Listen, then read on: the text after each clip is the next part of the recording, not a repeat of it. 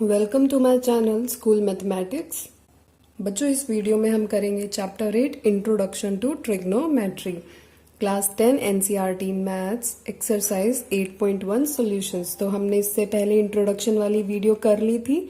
उसमें मैंने आपको सारे कंसेप्ट इसमें इन्वॉल्व जो थे वो सब बता दिए थे। उसकी लिंक मैं डिस्क्रिप्शन बॉक्स में पेस्ट कर दूंगी। अगर आपने नहीं देखी है तो उसको एक्सरसाइज करने से पहले जरूर देखें, तभी एक्सरसाइज बहुत इजीली सॉल्व हो पाएगी। सो एक्सरसाइज स्टार्ट करने से पहले एकदम बिल्कुल छोटा छोटा शॉर्ट में उसको रिवाइज कर लेते हैं जो हमने लास्ट क्लास में किया था। सो देखो, साइन ऑफ एंगल ए को हम क्या कहते थे? Sine A. Cosine of angle A को हम शॉर्ट में क्या कहते थे? Cos A. Tangent of angle A को हम कहते थे tan A. Cosecant of angle A को हम कहते थे cosec A. Secant of angle A को हम सेक ए बोलते थे। को टेंजेंट ऑफ एंगल को हम एंगल ए को हम कोट ए बोलते थे। तो ये हमारी एब्रीविएशंस होती थी।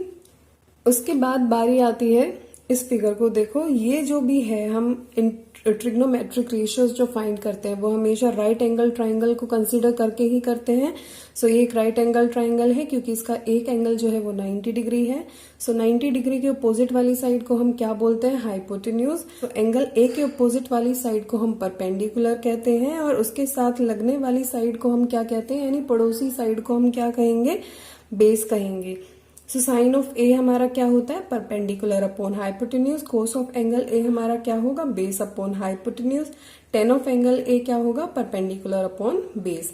ऐसे ही कोसेक ऑफ ए क्या होगा? Hypotenuse upon perpendicular. Sec of A क्या होगा? Hypotenuse upon base. And cot of A क्या होगा? Base upon perpendicular. सो ये सबको आपको रटने की जरूरत नहीं है। इसका बिल्कुल एक शॉर्ट ट्रिक है इस सबको याद करने की। वो क्या है? ये है, पंडित बद्री प्रसाद हर हर बोले, सोना चांदी तोले। तो मिडल लाइन से हम शुरू करते हैं। अब इसका मतलब देख लो क्या होगा। एस जो है वो हम साइन के लिए यूज कर रहे हैं, सी जो है हम कोस के लिए यूज कर रहे हैं और टी जो है वो टैन के लिए यूज कर रहे हैं। सो साइन जो है वो किसके इक्वल होता है? Perpendicular upon hypotenuse. ऐसे ही कोस किसके इक्वल होता है? Base upon hypotenuse. टेन किसके इक्वल होता है? Perpendicular upon base, right. So अब यहां आती है बारी, जो रिलेशन की बात है वो क्या है? वो ये है, कोसिकेंट या cosec of angle A is equals to 1 upon sine of angle A. एक ये रिलेशन है। दूसरी रिलेशन क्या है? Sec of angle A is equals to 1 upon cos of angle A. और थर्ड रिलेशन क्या है? Tan cot of angle A, this is cot of angle A is equals to 1 upon tan of angle A. और ये हमारा क्या हो जाएगा? Sign ए क्या होता है? Perpendicular upon hypotenuse. सी कोस ऑफ एंगल ए क्या होता है? Base upon hypotenuse. Tan of angle A क्या होता है? Perpendicular upon base. तो देखो इधर आ जाएगा। और एक और हमारी रिलेशन है, tan of angle A can be written as sine of angle A divided by cos of angle A, right. तो ये आपको ये सब इस एक्सरसाइज को करते हुए कंसीडर करना पड़ेगा। तो जल्दी से एक्सरसाइज शुरू करते हैं बिना फर्दर टाइम वेस्ट किए। सो एक्सरसाइज 8.1 का क्वेश्चन बनाता है, in a triangle ABC right angled at B, AB equals to 24 centimeter, BC equals to 7 centimeter. Determine first part क्या determine करना है? sin A, cos A. Second part में हमें क्या determine करना है? sin C, cos C. सो बच्चों देखो, इस क्वेश्चन में हमें गिवन क्या क्या है। एक ट्राइंगल ABC है और जिसका राइट एंगल किस पे है? B पे है। तो हम साथ ही साथ क्या करेंगे, इन क्वेश्चंस में फिगर ड्रॉ कर लेंगे ताकि हमें ये सॉल्व करने में बहुत इजी रहे। सो इसमें हम फिगर ड्रॉ करते हैं।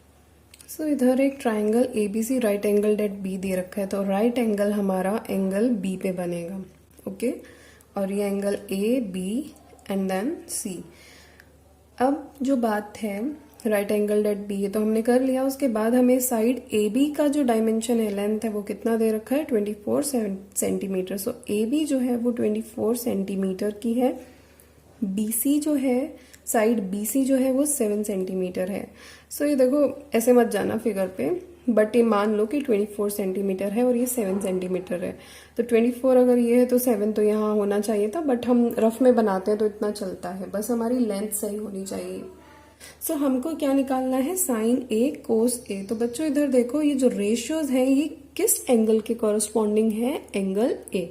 सो फर्स्ट जो एंगल हम यहाँ कंसीडर करेंगे वो एंगल ए कंसीडर करेंगे, और एंगल ए के जो अपोजिट एंगल होता है वो हमारा क्या होता है, परपेंडिकुलर।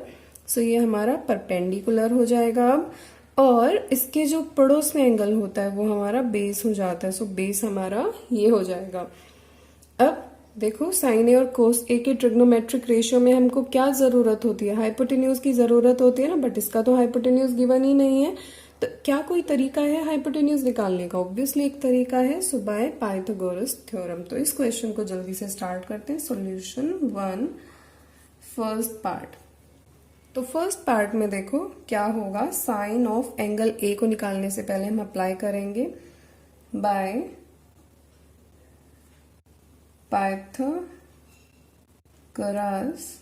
Pythagoras theorem. क्या होता है, AC square is equals to AB square plus BC square, right. Pythagoras theorem में क्या होता है कि जो हमारा हाइपोटेन्यूज है वो परपेंडिकुलर के स्क्वायर और बेस के स्क्वायर के इक्वल होता है, यानी जो हाइपोटेन्यूज का स्क्वायर हमारा परपेंडिकुलर के स्क्वायर और बेस के स्क्वायर के इक्वल होता है। सो AC हमारा इधर क्या है हमको नहीं पता, AC की जगह हम हाइपोटेन्यूज का H भी यूज कर सकते हैं। AB हमें पता है, AB हमें क्या गिवन है, 24 सेंटीमीटर। आप चाहो तो इसमें अलग से एक ऊपर लाइन लिख सकते हो, given AB equals to 24 centimetre, BC equals to 7 centimetre, ताकि आपको क्वेश्चन में ना देखना पड़े, आपके आंसर में आपको पता भी चल जाए कि कौन सी साइड क्या है। बट अब हमने यहाँ फिगर बना ली तो मुझे इतनी कोई जरूरत फील नहीं हुई, इसीलिए मैंने नहीं किया है। So AB is equals to 24 whole square plus BC, अब BC क्या है 7, इधर स्क्वायर आएगा और ये आ गया 7 स्क्वायर। अब हमको बस सीधा सीधा इसको सॉल्व करना है। सो 24 का होल स्क्वायर क्या होता है, इधर हम एक बार रफ वर्क के लिए कॉलम बनाते हैं, रफ वर्क, और जल्दी से देखते हैं 24 का होल स्क्वायर। तो वैसे बच्चों देखो, आपको ये स्क्वायर्स जो है ना वो धीरे धीरे क्वेश्चन प्रैक्टिस करते करते याद भी हो जाएंगे। जैसे मुझे याद है 24 का होल स्क्वायर क्या होता है, 576, लेकिन आपको धीरे धीरे याद होगा। या तो आप जो बेसिक जो स्क्वायर्स हैं जिन नंबर्स के, जैसे 24, 25, इनके स्क्वायर्स बहुत ज्यादा पूछे जाते हैं।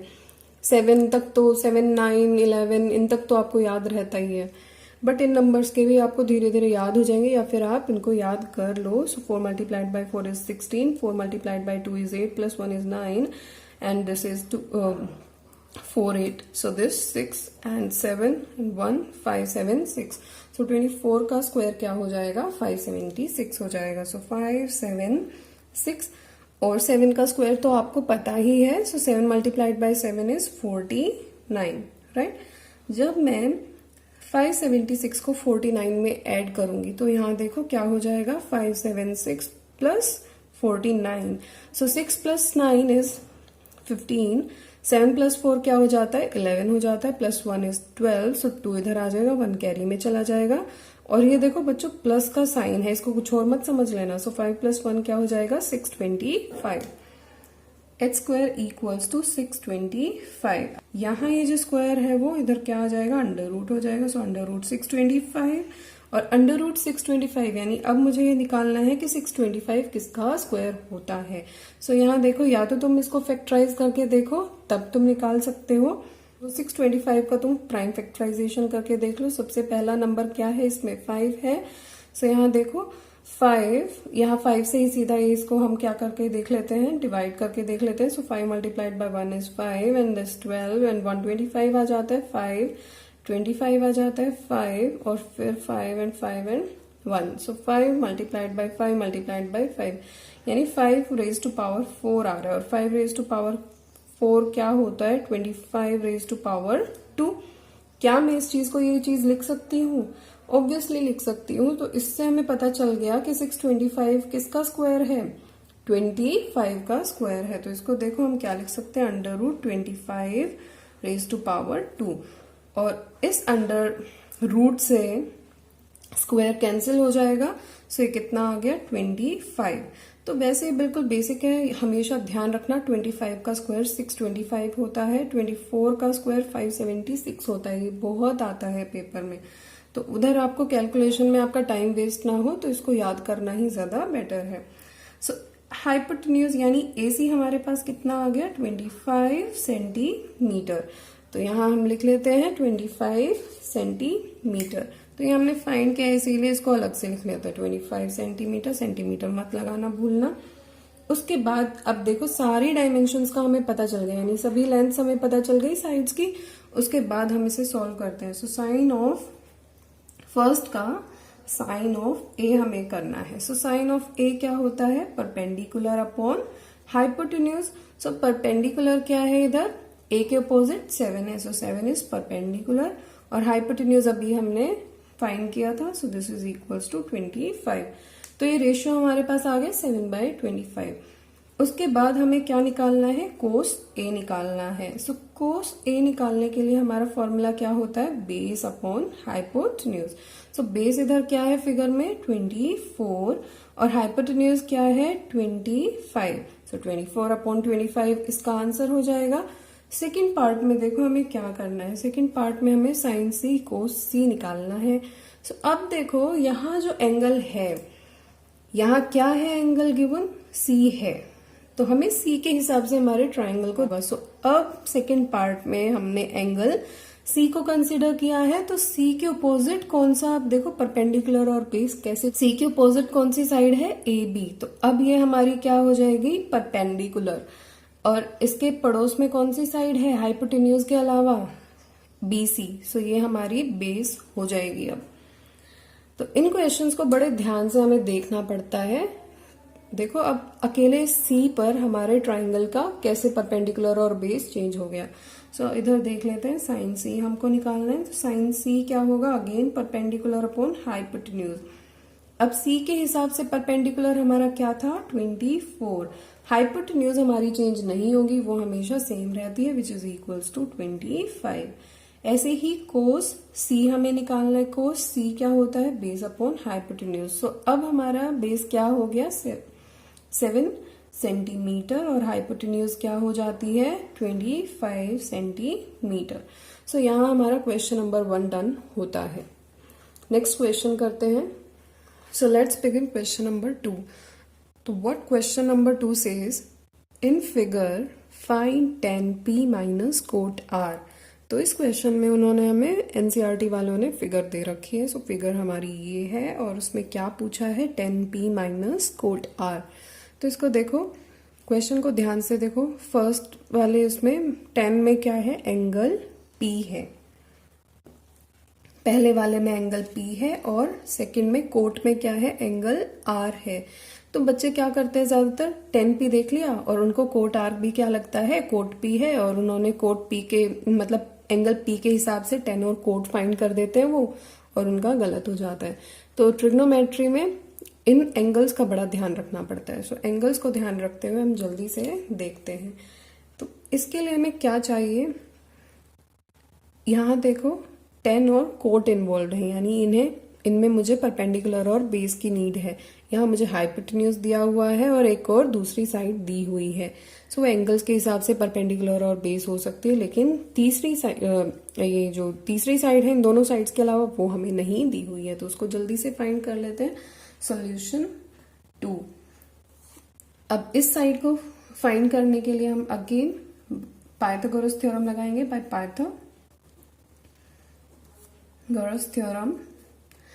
तो ये दिस इज GORAS है। सो पाइथागोरस थ्योरम क्या होता है, पाइथागोरस थ्योरम पर हाइपोटेन्यूज का स्क्वायर, सो PR का स्क्वायर इक्वल्स टू PQ का स्क्वायर प्लस QR का स्क्वायर, यानी हाइपोटेन्यूज का स्क्वायर दोनों दूसरी साइड्स के स्क्वायर के सम के इक्वल होता है।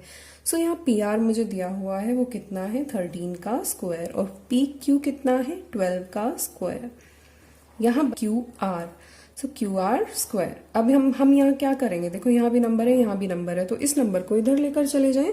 तो 13 square minus 12 square, this is equals to QR square. अब यहाँ देखो बच्चों, एक तो तरीका ये है कि आप 13 का स्क्वायर करो, उसको लिखो, फिर माइनस करो, 12 का स्क्वायर लिखो और फिर इन दोनों स्क्वायर्स में से एक दूसरे को माइनस कर दो। दूसरा मेरा तरीका क्या है इधर, ताकि आपकी कैलकुलेशंस जल्दी हो। देखो बोर्ड एग्जाम के टाइम पे हमारे पास इतना टाइम नहीं होता कि हम कैलकुलेशन में ज्यादा टाइम वेस्ट करें। सो यहाँ देखते हैं कि इसको निकालने का तरीका क्या है। सो 13 का स्क्वायर माइनस 12 का स्क्वायर। यहाँ देखो आपने आइडेंटिटी की थी a square minus b square, so this is equals to a plus b bracket a minus b, ये आइडेंटिटी की थी। तो यहाँ a क्या है 13 है, b क्या है 12 है, तो जल्दी से इधर अप्लाई कर दो 13 का स्क्वायर माइनस 12 का square. So this is equals to, यहाँ क्या है 13, यहाँ क्या है a plus B which is equals to 13 plus 12, और यहाँ क्या है a माइनस बी, तो यहाँ क्या हो जाएगा 13 माइनस 12। सो 13 प्लस 12 क्या हो गया 25, this is multiplied by 13 minus 12 क्या हो गया 1, so this is equals to 25। वरना एक और तरीका है, सीधा सीधा 13 का स्क्वायर क्या होता है 169 होता है और 12 का स्क्वायर क्या होता है 144 होता है। तो आप इसमें से क्या कर लो 169 144 को माइनस कर लो। So 9 minus 4 is 5 and 6 minus 4 is 2, so this is equals to 25। यहाँ देखो अगर आपको इनका स्क्वायर याद नहीं होता तो आप क्या करते हैं, इनका स्क्वायर पहले निकालते फिर उसके उन दोनों को माइनस करते। तो ऐसे केस में जब बड़े बड़े नंबर्स का स्क्वायर हमको निकालना हो तो हम ये फॉर्मूला भी अप्लाई कर सकते हैं। तो ये तरीका जो आपको बेटर लगे आप वो फॉलो कर सकते हो। सो 13 का स्क्वायर माइनस 12 का स्क्वायर क्या आ जाएगा 25 आ जाएगा and this is equals to Q R square. तो यहाँ क्यू आर का होल स्क्वायर है। अब ये जो स्क्वायर है ये इसको अंडर रूट बना देगा, तो under root 25 equals to Q R, और अंडर रूट 25 यानी 25 किसका स्क्वायर होता है 5 का। सो हम ये सीधा सीधा लिख सकते हैं, वरना क्या हो जाएगा 5 स्क्वायर और ये अंडर रूट और ये क्यू आर, स्क्वायर से under root cancel, 5 equals to Q R. अब आप कुछ बच्चों का इक्वेशन हो सकता है कि भाई 5 से अंडर रूट कैसे कैंसिल हुआ। सो अंडर रूट 5 स्क्वायर से, मतलब स्क्वायर से अंडर रूट कैसे कैंसिल हुआ, तो अंडर रूट का मतलब ही ये होता है कि ये किसके इक्वल है हाफ के इक्वल है। सो इस हाफ से ये हाफ कैंसिल हो जाता है और ये 5 आ जाता है। सो ये 5 सेंटीमीटर हमारा आ गया, तो इधर इसको लिख लेते हैं 5 सेंटीमीटर। अब जल्दी से 10 ऑफ p फाइंड करते हैं। सो पहली चीज हमको क्या निकालनी है 10p। अब हम एंगल कौन सा कंसिडर कर रहे हैं, ये एंगल कंसिडर कर रहे हैं। तो हमारा बेस क्या परपेंडिकुलर क्या हो जाएगा क्यू आर और बेस क्या हो जाएगा पी क्यू। तो ये बेस बन गया हमारा, ये परपेंडिकुलर ये बेस। सो हमारा 10p का फॉर्मूला क्या होता है बेस अपॉन 10p का फॉर्मूला क्या होता है परपेंडिकुलर अपॉन बेस। तो यहाँ परपेंडिकुलर क्या है 5 सेंटीमीटर है और बेस क्या है 12 सेंटीमीटर है। सो 5 अपॉन 12 आ जाता है 10p। उसके बाद आता है cot R. So cot R क्या होता है 10 का रेसिप्रोकल। सो 1 अपॉन में 10 आर। आर, अब देखो यहाँ एंगल क्या है आर है। सो आर को कंसीडर करते हुए हमें करना पड़ेगा, तो इस पे दूसरा पेन में यूज कर लेती हूँ। सो आर को कंसीडर करते हुए अगर मुझे करना पड़े तो ये आर है, इसके अपोजिट कौन सी साइड है ये साइड है, तो अब ये हमारी परपेंडिकुलर हो जाएगी। और इसके साथ लगते हुए कौन सी साइड है क्यू आर, तो ये हमारी क्या हो जाएगी बेस हो जाएगी। सो 1 अपॉन 10 आर। तो 10 का क्या फॉर्मूला होता है परपेंडिकुलर अपॉन बेस होता है। सो परपेंडिकुलर नीचे आ जाएगा बेस ऊपर आ जाएगा। और अब बेस हमारा क्या था आर के हिसाब से 5 सेंटीमीटर था और परपेंडिकुलर क्या था 12 सेंटीमीटर। तो देखो 10p की वैल्यू भी 5/12 आ गई और कोट आर की वैल्यू भी क्या आ गई 5/12।